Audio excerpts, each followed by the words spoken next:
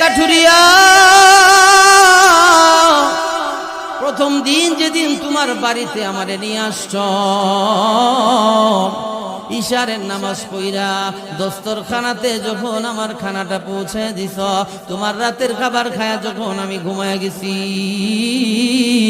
রহমতে আলম নবীরে স্বপ্নে দেখছি। এ কাঠুরিয়া, দ্বিতীয় দিন ইশারের পরে রাতের বেলা দস্তরখানায় আবার খাবার পৌঁছায় দিছ। দ্বিতীয় দিন রাতেও আল্লাহর নবীরে আমি স্বপ্নে যুগে দেখছি।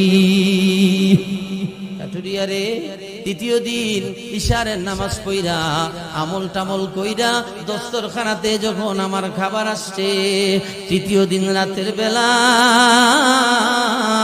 খাবার খাইয়া যখন আমি ঘুমায় গেছি,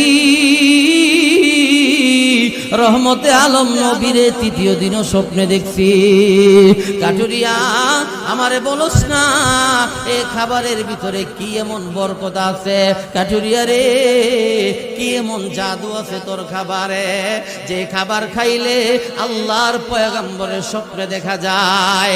কাঠুরিয়া চোখের পানি ছেড়ে দিয়া মুসাফিরের বুকের সাথে বুকটারে লাগাইয়া মুসাফিরের কানের গোড়ায় মুখ লাগায় কয়, মুসাফির আমার খাবারটা হলো হালালান তাইয়্যিবা, আমার খাবারটা হলো পবিত্র খাবার, আমার খাবারের মধ্যে কোনো ভেজাল নাই, আমি যে ইনকাম করি আমার ইনকামটার মধ্যে কোনো দুই নাম্বারি বাটপারি ফিটারি নাই, আমার ইনকামটা হলো হালাল, আমার ইনকামের মধ্যে এক পয়সাও হারাম ঢুকে নাই।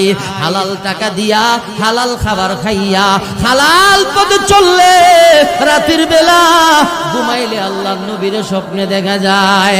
এজন্য আল্লাহ রাসূল বলে, মাশরাবুহু হারামুন ওয়া মাতআমুহু হারামুন ওয়া মালবাসুহু হারামুন। হারাম টাকা দিয়া যা খাইলা, যা পান করলা, এটাও হারাম, শরীরের রক্তটাও হারাম, শরীরের গোশতটাও হারাম, শরীরের পোশাকটাও হারাম, জিহ্বাটাও হারাম হয়ে যায়, জিহ্বা নাপাক হয়ে যায়, অন্তর দূষিত হয়ে যায়। এই নাপাক জবান দিয়া বাইতুল্লাহর গিলাফে গিয়া সিজদা লাগায়া লাগায়া আল্লাহর কাছে দোয়া করলে এই দোয়া আসমান পর্যন্ত পৌঁছায় না। আর হালাল ইনকাম কইরা হালাল টাকা দিয়া খাবার খাইলে মাতআমুহু হালালুন ওয়া মাশরাবুহু হারাম হালালুন ওয়া মালবাসুহু হারামুন। আল্লাহ রাসূল বলে, হালাল টাকা দিয়া একটা পানি কিনা খাইলা,